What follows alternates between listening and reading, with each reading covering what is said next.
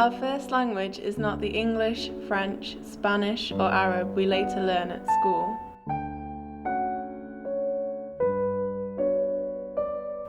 It is a more intimate language, a secret language that each family has, like a mother's old recipe. A bunch of words and expressions that resonate in our mind with a special taste.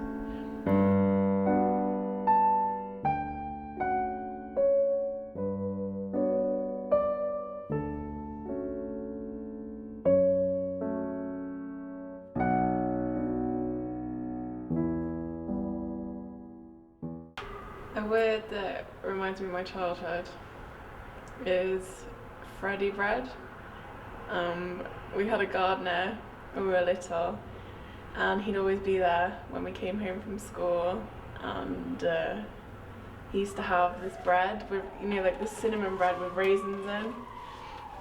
So basically we would get home, our mum would have made us this Freddy bread and packed it up in our own little lunch boxes, and we'd take them out to his shed, and we'd all sit there with Fred, our gardener, and eat our sandwiches. And I don't know, it just feels really nice when you hear it. You're like, nobody else has that. And yeah, basically, Freddy bread.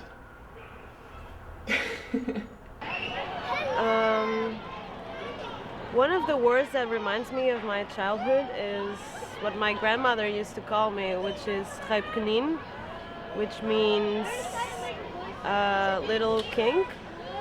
And that was kind of confusing at first, because I thought, I'm a girl, why would I be a king?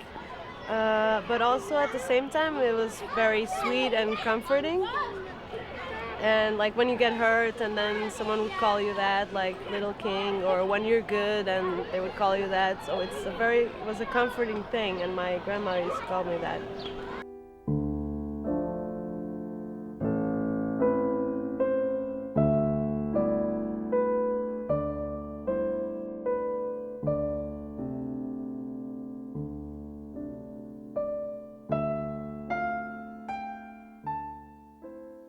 Well, when I was growing up, my parents, being first generation Koreans, one thing my father used to always tell me was 그냥 열심히 일해. All right, again, that's 그냥 열심히 일해, and that means just work hard, And I think that's how the first generation mentality goes, which is just work hard. They came here with nothing and they worked really hard. And I mean, for myself as a second generation Korean American born here, I think we're a little more. We take things for granted. We don't work half as hard as. I know I don't work half as hard as my dad did. What he used to tell me also was, hey, when I was your age, I had 2 kids and 2 jobs. Wow. All right, so it's a different lifestyle for myself, but I try to make him proud. I was raised in Paris, and it's a city where I continue to live in. And I was I've always lived near a place called the Luxembourg. It's a garden. So I was always asked, have you been to the Luxembourg today? Are you going to the Luxembourg today? Oh, it's raining, then you're going to go tomorrow. And basically, when I was a kid, I was going there at the playground. So I was always hearing about that place.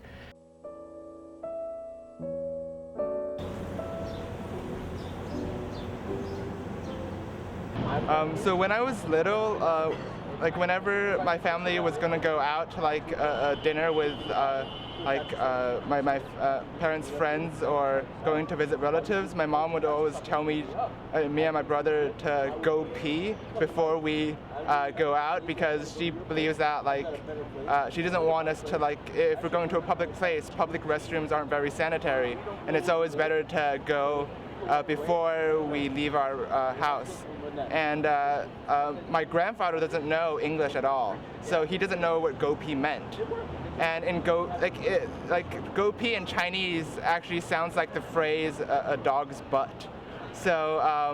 So whenever my mom, there was one time my grandpa was over at our place and we were about to go out together, and my mom told my brother and I, go pee.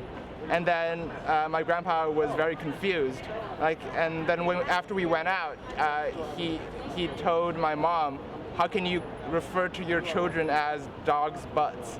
And my mom explained to him that my mom wasn't sure what he was talking about, and she was like, I never called my children dogs' butts.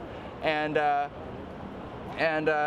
after they kind of went back and forth for a while trying to find out what was happening, and then my mom realized that actually my grandpa thought that she was saying saying we were dogs' butts instead of that we should go to the bathroom before we go out. And after my mom explained that to him, they all laughed, and we all laughed. So every time we meet up, and then my mom says go pee or whatever, we all kind of have a laugh about that, and yeah. I see trees of green and red roses too. We had such a strong bond of family. We were always going to see relatives and going to Brooklyn to see relatives, Queens to see relatives, Manhattan to see relatives. Also where I'm from, Jersey City, New Jersey. So where I live, had a great aunt. My grandfather used to have a nickname for me. He never called me by my real name. He always called me Frog. And I never understood why. He was like, hey, Frog, what are you doing there, Frog? And I was like, I never understood that, but that was his nickname for me, Frog. Maybe because I was always, I don't know, I was kind of jumpy as a child or something like that. I don't know, but he always called me Frog. And that no one else called me Frog in my family, so that's very endearing to me. I'll never forget that. Hey, Frog, minute.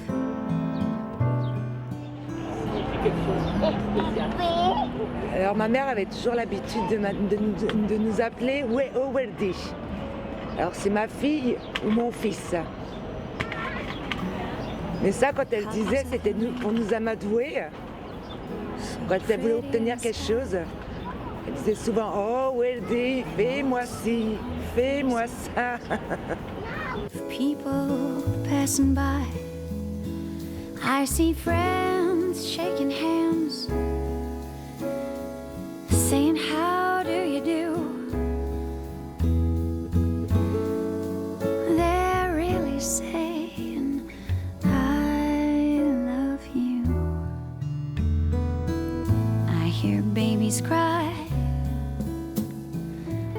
I watch them grow. They'll learn much more than I'll ever know. And I think to myself,